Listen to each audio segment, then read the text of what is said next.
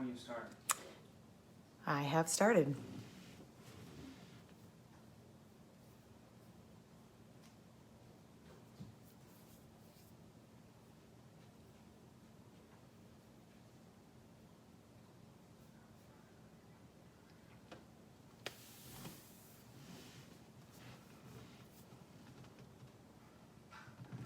Just going to give this a minute or two, moment or two.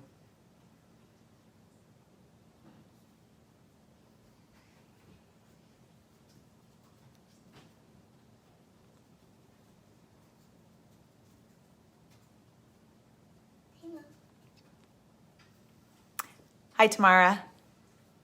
Thanks for hopping on. Just going to give it another 30 seconds or so, and then I'll dig in. Hi to my husband.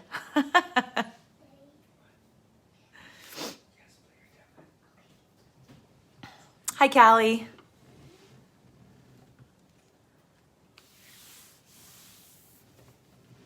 Well, the beauty of even Facebook Live is that people can, of course, go back and, watch it later on. So that's always a bonus. So as to not waste the time of friends who have hopped on thus far, thank you for tuning in to Tackle the Technique. This is the first live video that I've done for instructional purposes. So I'm a wee bit nervous, but I'm also really excited. So I hope that the things that I'm able to share in these little segments are helpful to at least someone who's watching and can even minimize or prevent some of these issues from happening for people down the road. Really quickly, for those who watch at any point that may not know me, I'm Mandy Moreno, and you're obviously watching this from my studio page. I am a private voice and piano instructor currently in North Dakota. I am also a choir teacher, a church worship leader. I am a body mapping trainee, and I'm also pursuing a PhD in music education right now. So all the music things. I am passionate about music and I'm passionate about teaching. And so I'm just learning how to expand some of those things in the realm of media and social media. So with that, let's get on to today's focus, jaw attention, as requested by my friend Bethany. This is something that I have personally dealt with, particularly over the last few years, but I didn't always realize actually that it was an issue until I started taking private voice lessons again after a long hiatus. And so for today, I'm going to break this video down into 3 brief chunks: some basic anatomy, some specific exercises to help work through this kind of issue, and then some suggestions for other study or other work.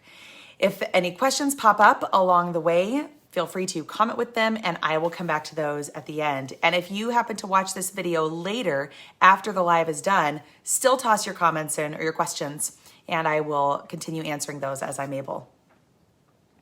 So let's begin with anatomy. It's important to understand the shape, size, and location of the jaw. So it's live. For those who are watching now or later, I would love for you to take a moment and palpate or find by touch on your own body where you think the lower jaw connects to the skull. So just find that on yourself, wherever you think it might be. Now, let's find that same place from an anatomical perspective, from actual scientific fact. Place your fingers right in front of your ear canal, right in front of your ear canal. You should be able to feel the jawbone right there in that connection. Keep your fingers there as you open or release your jaw from the place where it moves. You should be able to feel a pretty obvious movement in that connection. When we open the jaw, it moves in a down and back motion, which I will first show you on my friend Mortimer. The jaw, as you can see, moves down. It's always difficult to hold. Moves down and back. It does not simply move down, but down and back. And sometimes comes apart when you're talking about a model. Sorry, Mortimer. For myself, I'll go ahead and demonstrate. You can see my jaw. Down and back. Then when we close the jaw, it moves in the opposite direction.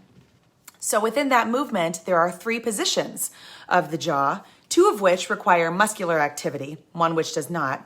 and those positions are closed, open, or released. There are two primary muscles that close the jaw, the temporalis, which is right here in the temples, and then the masseter, which is in the lower region of the cheek. Both of these can be felt when you clench your jaw. So go ahead and put your fingers right on the bottom of your cheeks and clench your jaw. You can even see, I just saw it. You can see my hands move out. You can also feel it in the temporalis right in here. It's not quite as intense, but it's there. So those two muscles, hi Becky, those two muscles are in charge of closing the jaw. Another muscle that is in place here is the digastric muscle, which allows the jaw to open. And this muscle extends from the base of the skull all the way from this side point right here, all the way down to right inside the bottom of the jaw. So again, when you open the jaw, that muscle is contracting as it goes down and back, as the jaw goes down and back with that opening. The third position of release requires no muscular work. So what I'd like everyone to do, and I will do it as well, is you're going to clench your jaw, then open it, and then release it like so. Here's the clench.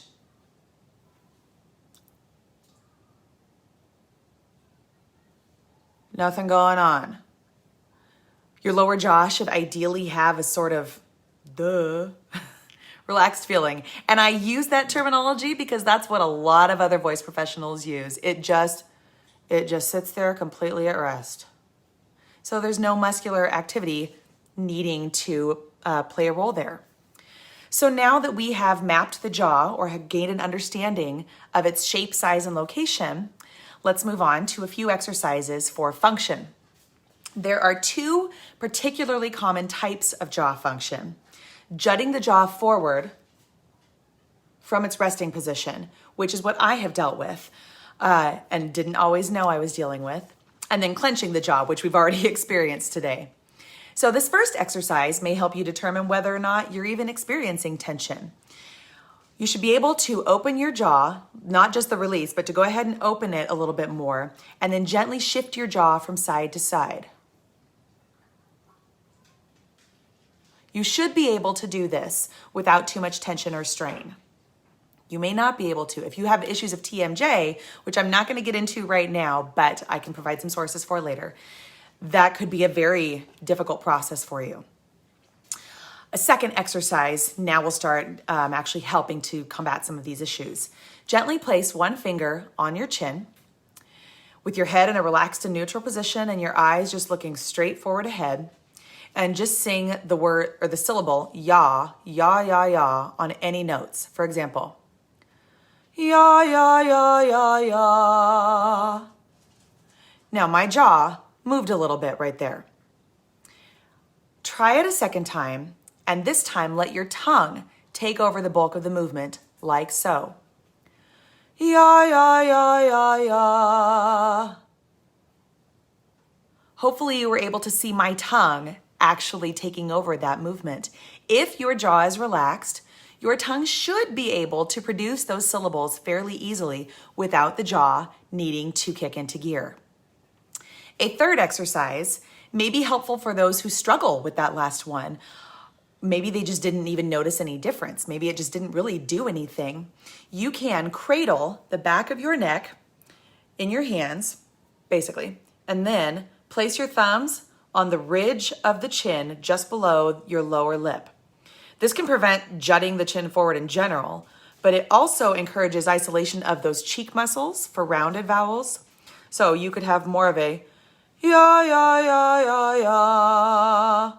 So you're still keeping the chin in place, the jaw in place, but you're not, as if you were doing this instead, you could be inhibiting those muscles for those vowels. So with an action like this, if you're really struggling with that jutting forward, this could be something that's a bit more specific to that movement. And speaking of vowels, the fourth exercise is to try singing various pitch patterns that incorporate vowel migration or just changing quickly from one vowel to another. For example,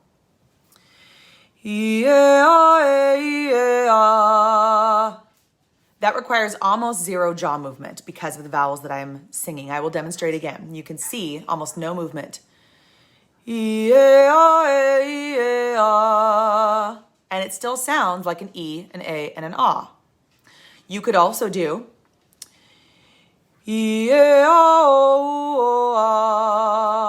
which does require some jaw movement due to the lips rounding for the O and the oo, but it's still very minimal. A third version of that extends a little bit more. I'm going to go up an octave, which means I'm actually going to start a little lower.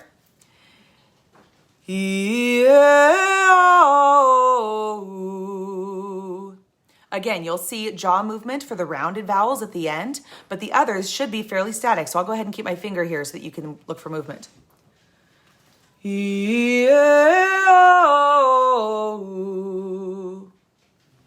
So it's minimal, but it's necessary for the vowel, but it's still minimal. If the idea is that the jaw can release and allow the tongue to provide more of the actual syllabic or vowel activity.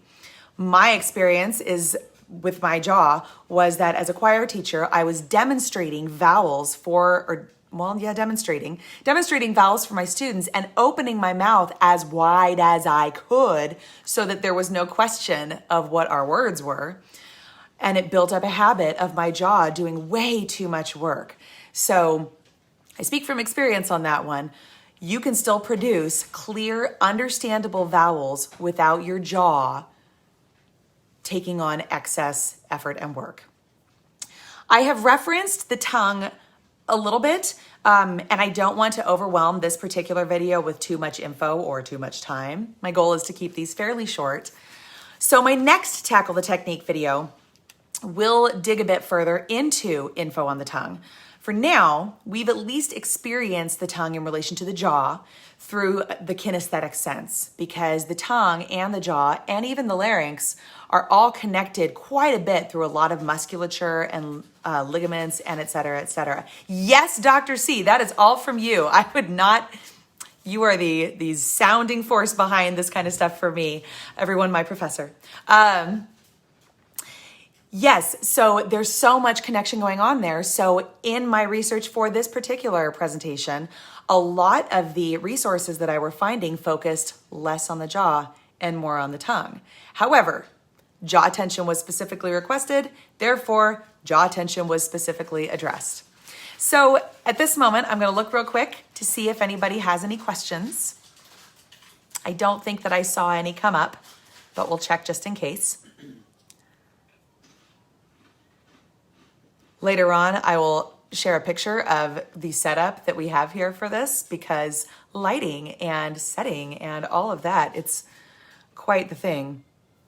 I don't think that there are any questions from the friends at the moment, but as I said, if anybody later on has questions and they would like some answers, go ahead and post them on here. You can also just post them on my regular page, facebook.com/Mandy Moreno Music. I'm also on Instagram, all of the places. You can private message, whatever it is. If you have questions and you don't want to spend a ton of time digging up the answer yourself, go ahead and holler my way. I'll do my best to get the answers to you. Other than that, oh, yes. A side view of the neck hold. So the instructions were to cradle your neck. I personally can't get my fingers all the way around. So you can see there's my hand, there's my thumb.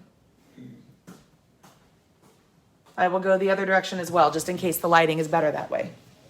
So there's the hand and there's the thumb. So you're really not cradling your neck so much as almost the base of the skull, but even then, just because of where it is, I find that in order to not restrict my jaw, I'm actually pushing a little bit back against, pushing a little bit into the back of my neck. And when I discussed that particular one with my body mapping instructor earlier today, actually, we discussed that that could be for somebody who really is struggling with the jutting forward, and things like this or even like this just aren't helping. If they really need something more intensive, that could be a way to help them through that. yes, any other questions?